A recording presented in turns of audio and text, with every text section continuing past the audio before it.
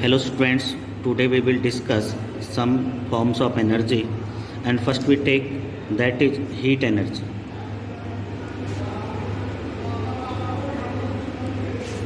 It is the energy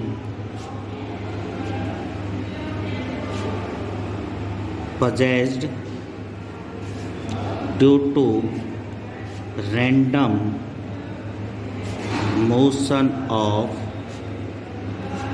particles of a body। यानी कि body के अंदर बहुत सारे मॉलिक्यूल्स होते हैं, पार्टिकल्स होते हैं, और वो क्या करते हैं, वो मोशन में होते हैं। मोशन में होते तो एक दूसरे से कोलाइड करते हैं, और कोलाइड की वजह से हीट प्रोड्यूस होती है। दूसरा जी, आप जानते हो फ्रिक्शन। फ्रिक्शन भी मेन कॉज हम कह सकते हैं हीट्स का, क्योंकि जब एक बॉडी दूसरी बॉडी के ऊपर मूव करती है तो वहाँ पर क्या प्रोड्यूस होती है, हीट। और हीट किस वजह से आती है, फ्रिक्शन की वजह से। तो हीट एनर्जी में आप इतना ही पढ़ोगे।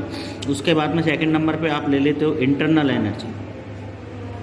इंटरनल एनर्जी, तो internal energy it is the energy of a body which possessed due to random motion of molecules and configuration of molecules.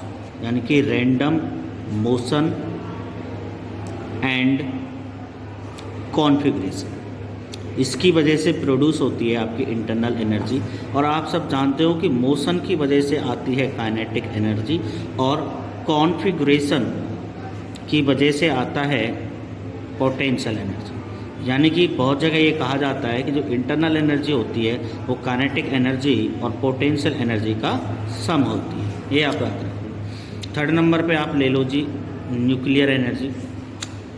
तो न्यूक्लियर वर्ड से आप समझ गए होंगे न्यूक्लियस। न्यूक्लियस के अंदर होते हैं जी न्यूक्लियॉन्स, और न्यूक्लियॉन्स का मतलब होता है जी प्रोटॉन्स एंड न्यूट्रॉन्स। ठीक है, प्रोटॉन्स एंड न्यूट्रॉन्स होते हैं। उसके बाद में अब हमारी दो मेन प्रोसेस होती है, एक होती है न्यूक्लियर फिजन और एक होती है न्यूक्लियर फ्यूजन। आप लोगों ने ये पढ़ा भी होगा, 10th क्लास में ही आपका ये आ जाता है कि ये ऐसी दो हैं। एक में तो हम स्प्लिट करते हैं, इट मीन्स बड़े न्यूक्लियस को स्मॉल न्यूक्लियस में कन्वर्ट किया जाता, और कई जगह क्या होता है स्मॉल न्यूक्लियस को मिलाकर एक हैवी न्यूक्लियस बनाया जाता है। तो इस दौरान क्या होता है, बहुत ज़्यादा अमाउंट ऑफ एनर्जी रिलीज होती है।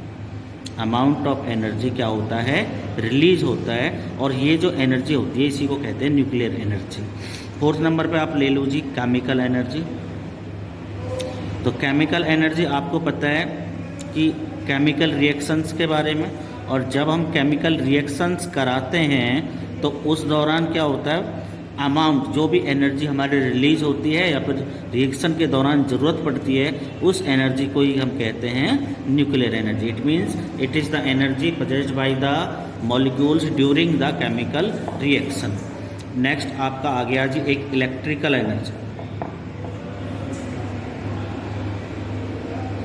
तो इलेक्ट्रिकल एनर्जी का मतलब ये है कि कोई वायर है, वायर में क्या फ्लो कर रहा है, इलेक्ट्रिक करंट, और किसी वायर में हमें इलेक्ट्रिक करंट पास कराना है तो उसके लिए हमें एक अमाउंट ऑफ वर्क डन करना पड़ता है उसके अगेंस्ट। इट मीन्स हमको क्या करना पड़ता है, वर्क करना पड़ता है to flow the electric current. और वो वर्क आपने फॉर्मूला पढ़ा है, V = W upon Q। W = हो गया V × Q।